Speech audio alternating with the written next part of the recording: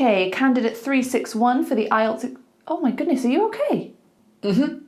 Yeah, I'm fine. Are you sure? You look a little nervous. Maybe I'm just a bit nervous, but I'm okay. I'm fine. Is it hot in here? Are you ready to start? Yeah, I'm fine. Let's start. Okay, can you start by telling me your name? Ooh, my name. Oh, that's a good question. Just your name. My name. Would you prefer to come back another day? I'm absolutely fine. I'm okay. I promise. Let's just start. Let's just start, shall we? Shall we start?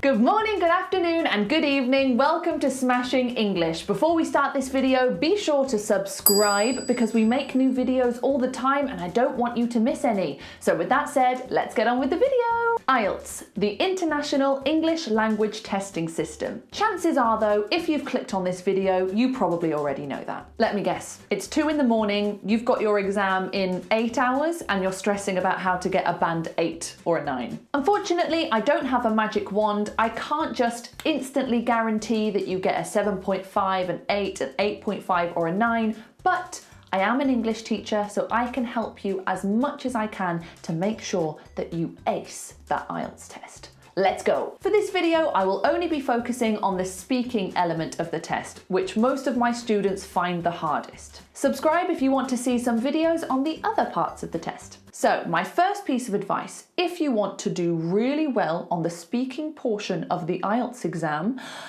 stop practicing the speaking portion of the IELTS exam. What? What am I saying? Have I gone crazy?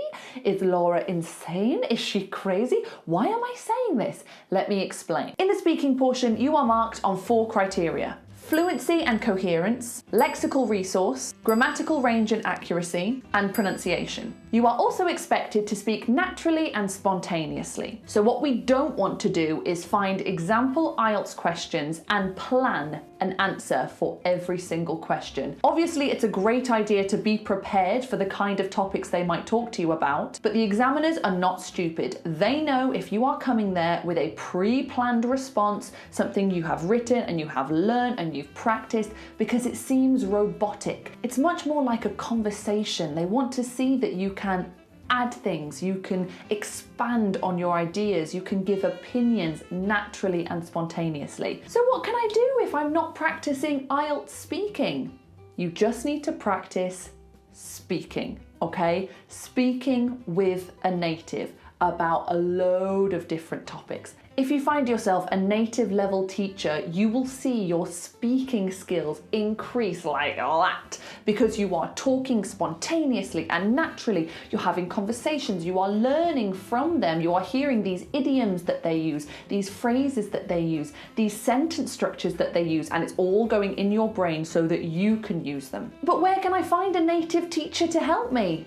Let me introduce you to LINGODA. LINGODA is an online language school that offers live classes 24/7. You can learn anytime, anywhere. They offer group classes and private one-on-one classes. And like I said, you can learn from native level teachers, which is essential. LINGODA's curriculum focuses on teaching real language, which is exactly what the IELTS examiner wants to hear. I've said before on this channel, I use LINGODA to learn French and I couldn't recommend it more. And my favorite thing that LINGODA offer are the sprints. Let me tell you about the sprints because they changed my life, honestly. So you can take a sprint challenge, which is 15 classes a month for 2 months, or the super sprint challenge, which is 30 classes a month for 2 months. And if you're thinking, whoa, that's a big commitment, that's a lot of classes, it's flexible, so you can choose when and where you have the classes, and also it's the best motivation to keep going. If you know, okay, look, I've paid for this, there are 30 classes in the month, let's do it. It really motivates you to keep going and keep that motivation going. And the best part is, if you finish your sprint challenge and attend all the classes, you can get up to 100% of your money back.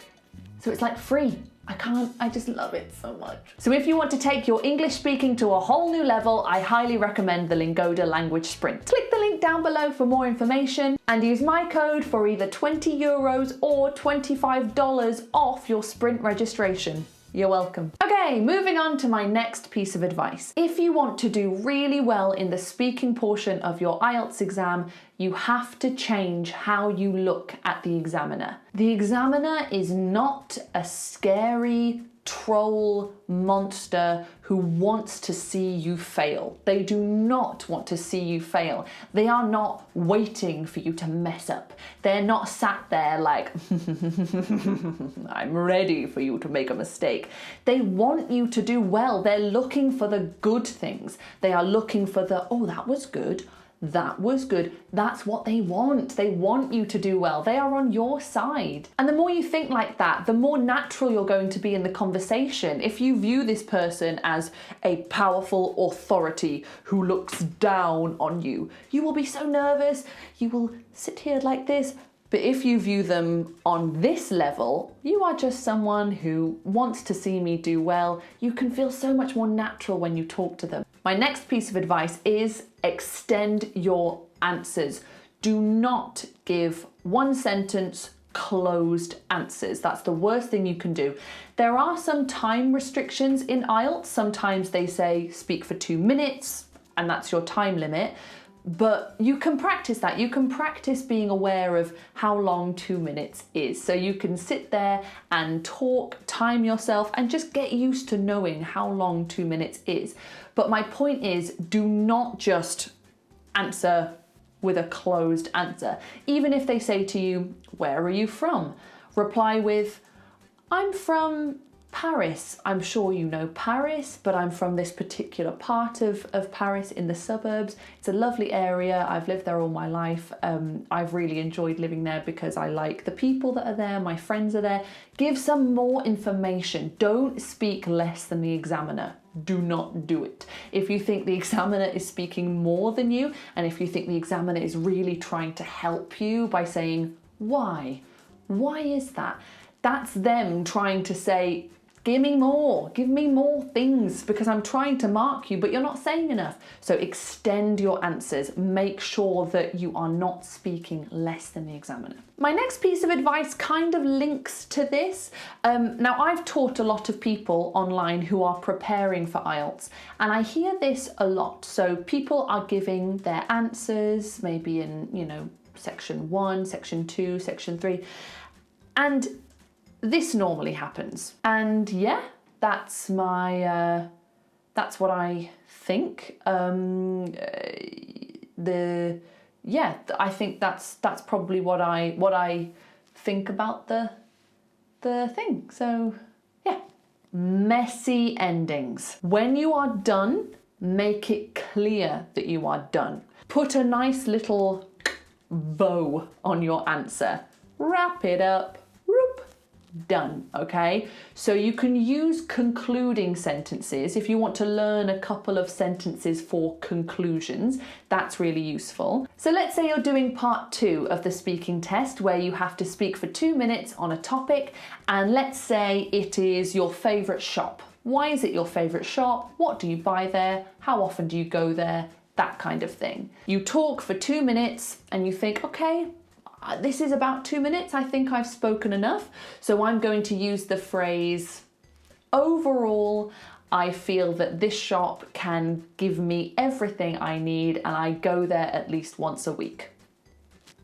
Done. And you look the examiner in the eye and he knows that you are done. Now in the grading criteria, it says this for band 9, which is the top band. It says to achieve band 9, the candidate should use a range of grammatical structures appropriately and naturally. Look, this is never a fun thing to practice. Nobody likes learning grammatical structures and different sentence structures and how to form a more complex sentence. No one enjoys learning that, it's boring. But if you feel that you are quite limited in how you structure your sentences and the grammatical structures that you use, you have to expand your safety zone. You have to push that circle a little bit wider. So whether that is doing some online courses, watching some videos, doing the homework, you do have to have this wide range of grammatical structures, even though it's not fun to learn. The same goes for vocabulary. They want you to use vocabulary with full flexibility and precision.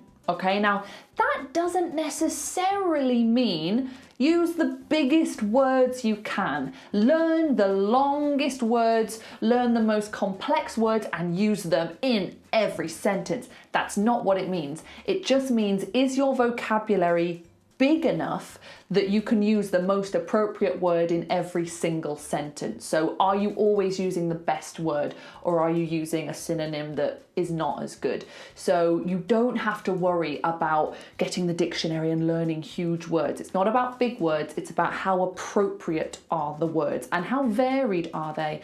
If you always say it's good, it's bad, you can probably expand that a little bit. So maybe let's learn a couple more synonyms for good and bad, because if you repeat yourself, it was good.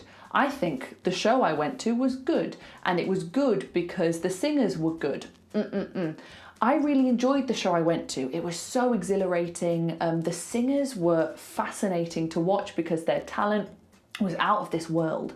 Give me some synonyms. My next piece of advice to do really well in your IELTS speaking exam is lie. Lie. Lie. Lie. Now, what do I mean by this? Obviously, don't lie if you don't have to. That's not ideal. But imagine you get the speaking card for part 2 and it says, speak about your favourite vacation. And you think in your head, I've never been on vacation. I have never gone on a vacation ever. I never. And you're panicking, you don't have a lot of time to think. Here's where your imagination comes in, because you cannot just sit there and say, well, I've never been on vacation. You can either decide, if you've got a very good imagination, completely lie. You're going to say, oh, my favourite vacation was when I blah, blah, blah, blah, blah. I went to Disneyland and it was fascinating because blah, blah, blah. The other option is, well, actually, I've never been on vacation, but let me tell you about my dream vacation. So don't panic. If you see something and you have no ideas, you can change it for you. So you can lie. If you're quite good at lying, if you think you've got a good imagination, you can lie or make it up. Or you can just alter it a little bit. You can say, well, in my experience, this hasn't happened, but let me tell you about how I imagine it would happen, something like that. So don't panic. My next piece of advice is a big one, okay? So the IELTS speaking exam is not a job interview. It's not about your personality. It's not about your character. It's about the English that you use. So I think a lot of people go into the exam and they stiffen like this and they say, hello, I would like to talk about the effect of plastics on our planet. I believe that as a nation we should block, and they stiffen up and they give Miss World answers, you know, or like job interview answers. And because they're in that mindset, they try to use the most planned responses because they've thought about it a lot and they're reading planned responses that are scripted and don't feel natural. They do not care if you have an opinion, if you have some passion. You know, if they ask you a question and say, what's your opinion on plastic pollution? You are absolutely okay to say, you know, it really upsets me. It really does. I get so annoyed when I look at the world and I see how we're treating it because we only have one Earth, and I feel truly saddened that we're treating it like this. You're allowed to have opinions. You're allowed to be fluid with what you say. You know, you can have passion, you can be angry, you can be happy, you can be excited. It's about your English being used naturally and appropriately. Leading on from this, my next piece of advice is take time to think. You know, in life, in our native language, sometimes we need to take time to think. If they ask you a question and genuinely in your head, if you think, oh, actually, I don't know what I think about that, you can say that. You know, if they ask you, what is your country doing to help the environment? You could say, ooh, I'm not actually sure. I've not really paid a lot of attention to that. Let me have a think. Oh, I suppose we are doing blah, blah, blah. You can acknowledge that that is not something that you are overly familiar with, and you can take the time just to think about what you want to say. Now, let me quickly talk to you about pronunciation, because they do mark your pronunciation. It's part of their grading criteria. And for band 9, I think it says the candidate can be understood effortlessly. That's the word they use, effortlessly.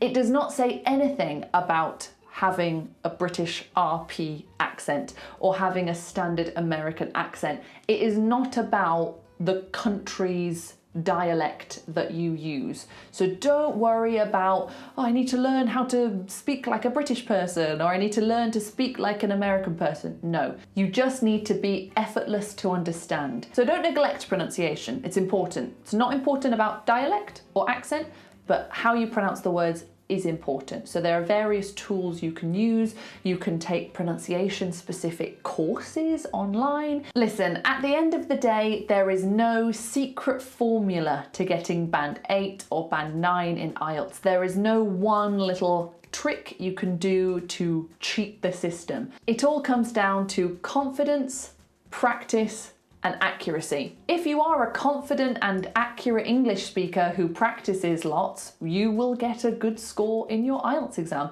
Unless you have an absolutely terrible day and everything goes wrong, you just will, because that's what they're testing. And the more confident you are and the more accurate you are, the more you will be able to have a fluent conversation and speak fluently with clarity, and you're expanding all of the topics fully, you are developing your opinions. It will just happen naturally. So you need to almost take your focus away from IELTS a little bit. Don't think of it as, I just need to pass IELTS. I just need to pass IELTS. Think of it more like, I need to be a better English speaker. I need to be a better English speaker, because that's actually what you're practicing, and that's far more useful than learning how to just pass an IELTS exam.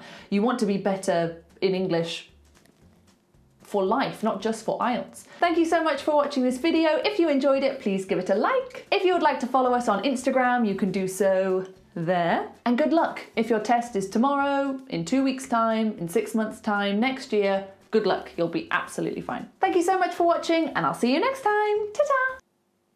No. No. I'm fine. I'm just a bit nervous, you know.